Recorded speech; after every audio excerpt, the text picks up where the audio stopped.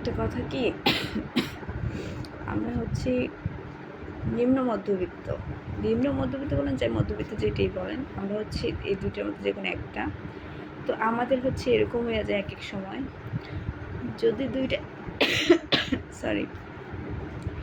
যদি দুইটা ইলিশ মাছও কিনে আনে, তারপর আমাদের এইটা ভাবা লাগে যে দুইটা ইলিশ মাছ আনছে, এতগুলো টাকা দেয়, কোন জিনিসটা দিয়ে ইলিশ মাছটা রান্না করলে স্বাদ লাগবে, যাতে অস্বাদে বিফলে না যায় তরকারিটা, এত দামের মাছ, ঠিক আছে?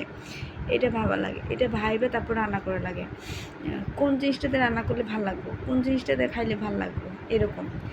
আর হচ্ছে বুঝতেই পারতেছেন, হয়তো আমরা রেগুলার ইলিশ খাই না, হয়তো বা 6 মাস পর একবার বা 3 মাস পরে একবার এরকম, কিন্তু প্রত্যেকবার ইলিশ নিয়ে আসলে আমাদের এইটা চিন্তা করা লাগে যে কোন তরকারির সাথে বা কোন সবজির সাথে বা কীভাবে রান্না করলে ইলিশ মাছটা টেস্টি হবে, খাইতে ভালো লাগবে, যেটা খাইলে মনে হবে যে যেই টাকাতে কিনে আনছি সেই টাকা হয়তো বা শোধ হয়েছে, সেই টাকা বিফলে যায় নাই,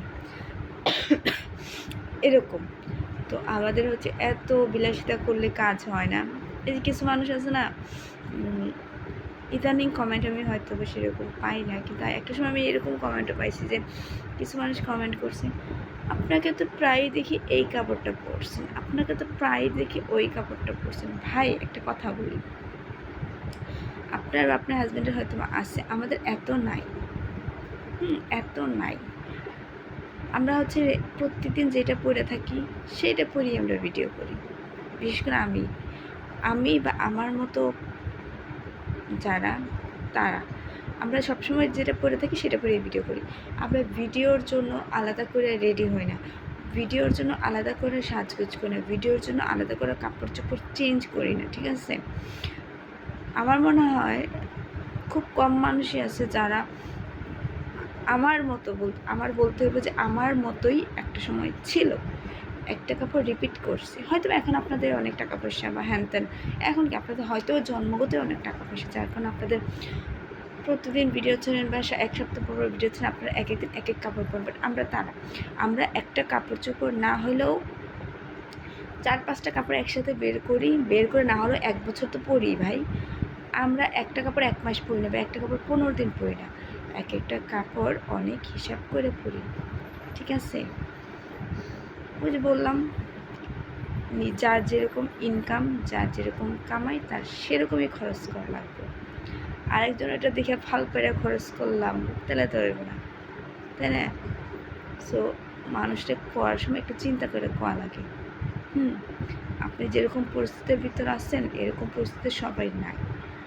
আর হয়েছেন, আমি যেরকমই আছি, উপরাল আমরা অনেক ভালো রাখছে, অনেক ভালো আছি।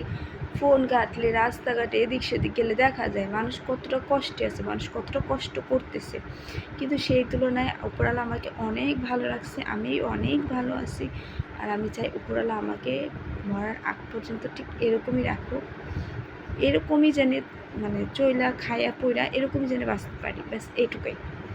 এত বেশি বিলাসিতার দরকার নাই, এমনিতেই কথায় আছে এত বেশি সুখ স্বাচ্ছন্দ্য ভালো না। একটু অভাবে যদি না থাকেন, জীবনটা বুঝবেন কীভাবে? আপনাদের হয়তো বা লাইফে অভাব নাই, সেহেতু আপনারা মানুষকে খোঁচাতে একটা কথা বলতেই পারেন, ভাই আমরা অভাব বুঝি, কিন্তু অভাব থাকলেও আজকে যেটা না দিতে পারতেছে সেটা কালকে ঠিকই দিতেছে, ঠিক আছে? আমার মনে হয় আমরাই খুব ভালো আছি, এত বেশি টাকার দরকার নেই। কথায় আছে, যার বেশি টাকা আছে তার অনেক শত্রু আছে। আমার দরকার নেই, আমি বাচ্চা কাচ্চা নিয়ে, হাজব্যান্ড নিয়ে আমি যেরকম আছি অনেক ভালো আছি। Thank you.